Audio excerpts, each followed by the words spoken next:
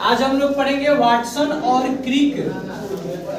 Watson और क्रिक का DNA model. Watson और क्रिक का डीएनए मॉडल है ना। तो कल हम लोगों ने चर्चा किया था कि वाटसन और क्रिक नामक वैज्ञानिक ने 1953 में डीएनए मॉडल दिया, और वो जो डीएनए मॉडल दिया गया था विल्किंस और फ्रैंकलिन नामक दोनों वैज्ञानिक के द्वारा डीएनए का एक्सरे क्रिस्टलोग्राफी द्वारा जो स्टडी किया गया था, उसी स्टडी के आधार पे वाटसन और क्रिक ने डीएनए का मॉडल दिया। और डीएनए का जो मॉडल दिया गया था डबल हेलिक्स मॉडल दिया गया था, है ना। तो डीएनए का जो मॉडल दिया गया था डबल हेलिक्स मॉडल दिया गया था, और इस डीएनए को सामान्य डीएनए या बी डीएनए कहा गया था। कौन सा डीएनए कहा गया? सामान्य डीएनए या बी डीएनए। जो वाटसन और क्रिक ने डीएनए का मॉडल दिया था वो कौन सा डीएनए था? बी डीएनए था। और बी डीएनए को क्या कहते हैं? सामान्य डीएनए कहते हैं।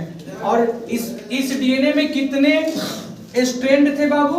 2 स्ट्रैंड थे। कौन कौन से? 5 प्राइम टू 3 प्राइम और 3 प्राइम टू 5 प्राइम। डीएनए में कितने strand? 2 strand. 5 prime to 3 prime, 3 prime to 5 prime. दोनों स्ट्रैंड के बीच की जो दूरी होती है कितना एंगस्ट्रॉम होता है? 20 एंगस्ट्रॉम होता है। कितना एंगस्ट्रॉम? 20 एंगस्ट्रॉम होता है। दोनों स्ट्रैंड के बीच की दूरी 20 एंगस्ट्रॉम होता है। इसके एक टर्न की जो लंबाई होती है वो कितना होता है? एक टर्न की लंबाई, एक टर्न की लंबाई 34 एंगस्ट्रॉम होती है। कितना एंगस्ट्रॉम बाबू? 34 एंगस्ट्रॉम होता है। और बताइएगा एक टर्न में बेस पेयर कितने होते हैं? 10 बेस पेयर होता है। कितना होता है?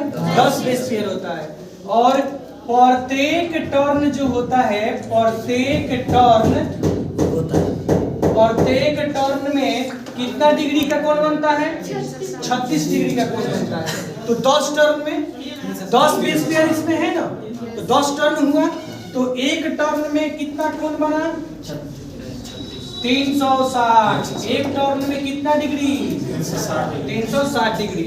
कितना डिग्री हो जाएगा? 360 डिग्री हो जाएगा, है ना। चलिए, इसमें जो एडेनिन होता है वो किससे जुड़ता है?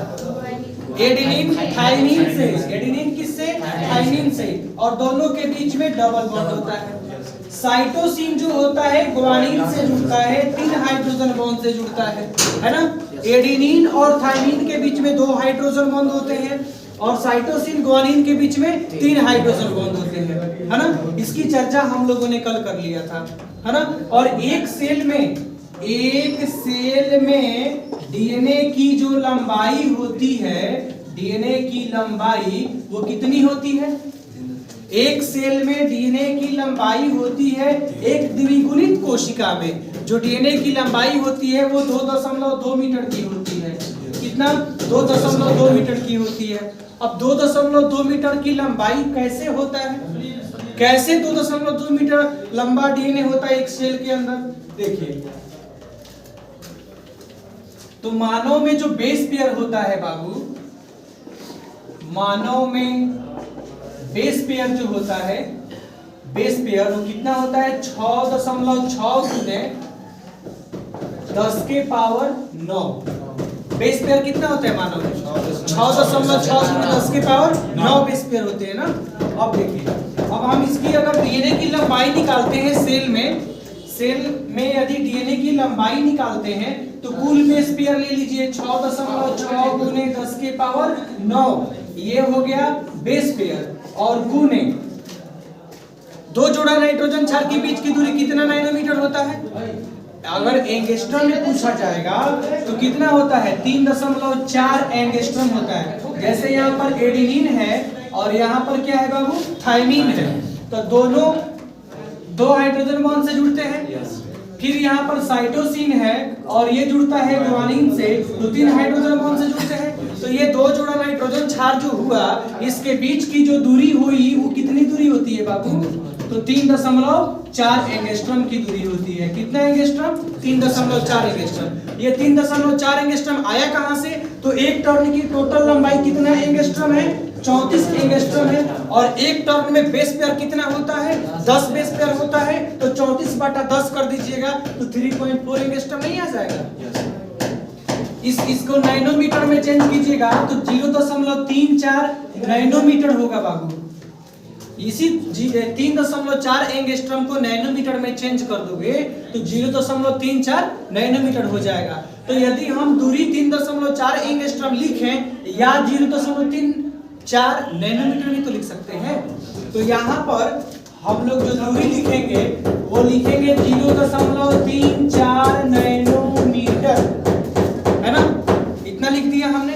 अब देखिए अब क्या करेंगे, 6.6 गुने 10 के पावर 9, ये जो नैनोमीटर है ना बाबू, तो दूरी प्रत्येक दो जुड़ा नाइट्रोजन क्षार के बीच की है ना, तो इतना नैनोमीटर प्रति बेस पेयर, 0.34 नैनोमीटर प्रति बेस पेयर। अब देखिए बेस पेयर प्रति में है तो बेस पेयर से बेस पेयर कैंसिल हो जाएगा, बोलो। और हम लिख सकते हैं ना यहाँ पर 0.34 गुने 1 नैनोमीटर बराबर कितना मीटर होता है? 10 के पावर -9 मीटर होता है, 10 के पावर -9 मीटर। तो अब ये बेस पेयर यहाँ से कैंसिल हो गया, यहाँ पर क्या आ गया? मीटर। अब बताइए तो 10 के पावर 9 यहाँ प्लस में है और 10 के पावर 9 यहाँ माइनस में है, तो कट जाएगा ना, कैंसिल हो जाएगा। ये हो गया 66/10 लिख सकते हैं क्या बाबू? इसको 66/10 लिख सकते हैं। और गुने हो गया ये 34/100 लिखा सकता है क्या? लिखा सकता है ना। अब बताइए, अब 66 में हम 34 से गुना कर देंगे ना तो 2244 आएगा। अब बटा में कितना हो गया? 1000 हो गया। अब नीचे 3 जीरो है ना, तो 3 अंक के बाद दशमलव के 2.244 यानी 2.2 मीटर हम कह सकते हैं कि ना। तो इस प्रकार से एक द्विगुणित कोशिका में कितने मीटर लंबा डीएनए है? 2.2 मीटर। ठीक है, समझ में आ गया?